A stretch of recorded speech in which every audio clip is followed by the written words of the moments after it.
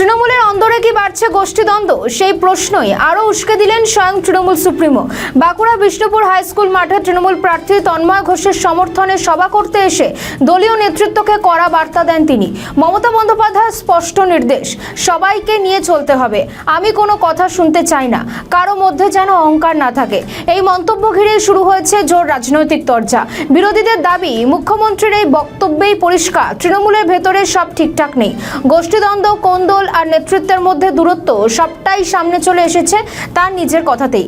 অন্যদিকে এই ইস্যুতে তীব্র কটাক্ষ করেছে বিজেপি। তাদের দাবি, এটাই তৃণমূলের আসল চেহারা, ভেতরে ভাঙন, বাইরে দেখায় সব ঠিকঠাক। আর সংগঠনের সবাইকে বলবো, সবাই সবাইকে নিয়ে চলবে। আমি কোনো কথা শুনতে চাই না, কারো যেন কোনো অহংকার ঔদ্ধত্য কাজ না করে। সবাই মনে রাখবে, সবচেয়ে বড় মানুষের জন্য আমরা এখানে দাঁড়িয়ে আছি।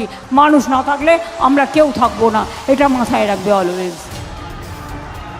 তার ভিড় দেখেই বুঝতে পেরে গেছেন যে তার সঙ্গে মানুষ নেই, এবং যে সংগঠনের 15 বছর ধরে সংগঠনের যাদেরকে তিনি সংগঠন বলছেন, মানে যারা অ্যাকচুয়ালি আর কিছু না, কতগুলো দুর্বৃত্ত একসাথে যোগ করে তৃণমূল কংগ্রেস পার্টিটা করেছিল।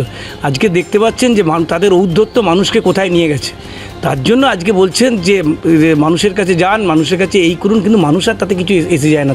তারা ঠিক করে নিয়েছে যে এই ঔদ্ধত্যওয়ালা লোকদের কিন্তু তারা পরাস্ত করবে, এবং আগামী দিনে ভারতীয় জনতা পার্টিকে এই সসম্মানে পশ্চিমবঙ্গের বাংলায় নিয়ে আসবে। তার জন্য আজকে ওই মরণকালে হরিনামের মতন তিনি ভুলে গেলেন। আমাদের ভিডিও ভালো লাগলে লাইক ও শেয়ার করুন, কমেন্ট সেকশনে আপনাদের মতামত জানান। আরও ভিডিও পেতে আমাদের চ্যানেলটিকে সাবস্ক্রাইব করুন এবং প্রতি মুহূর্তে খবরের আপডেট পেতে প্রেস করুন বেল আইকন।